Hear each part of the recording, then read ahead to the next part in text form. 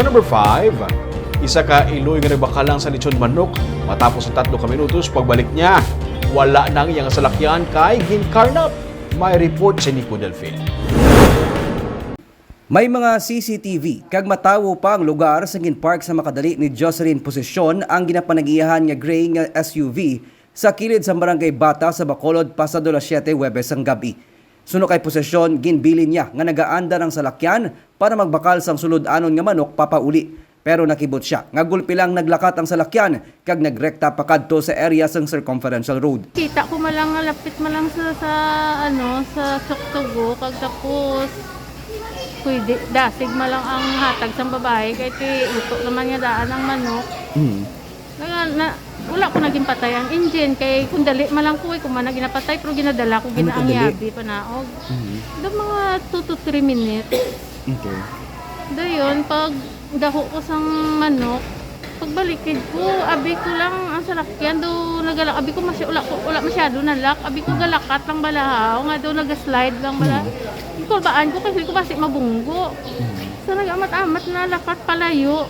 Dito na nagpanik na ko. Sa Kabalaka, ginpost ang anak sang biktimang natabo nga insidente sa tuyo nga ma-recover ang salakyan. Dugang pa ni Posisyon, yara pa sa iya mga kamot ang yabes ang salakyan, nga yara na lang sa half tank ang nabilin nga gasolina. Gani nagapati siya nga hindi makabiyahe palayo ang SUV nga keyless kag automatic.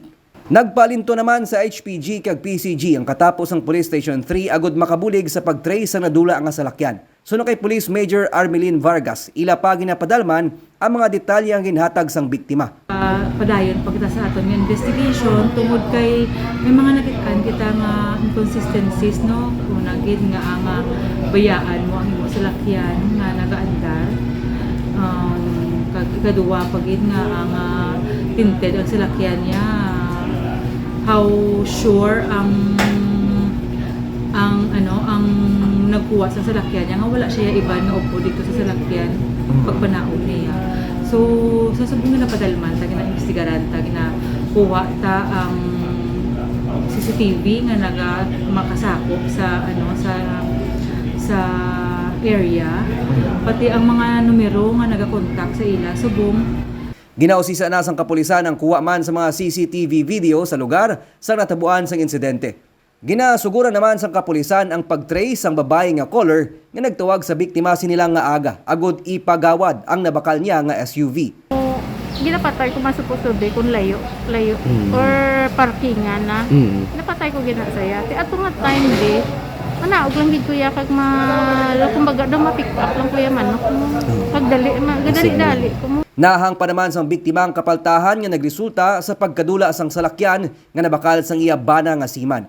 Nagapaandam naman ang kapulisan sa mga car owners nga indi gid pagbayaan ang salakyan nga nagaandar para makalikaw sa carnapping. Nico Delfin para sa DigiCast Negros.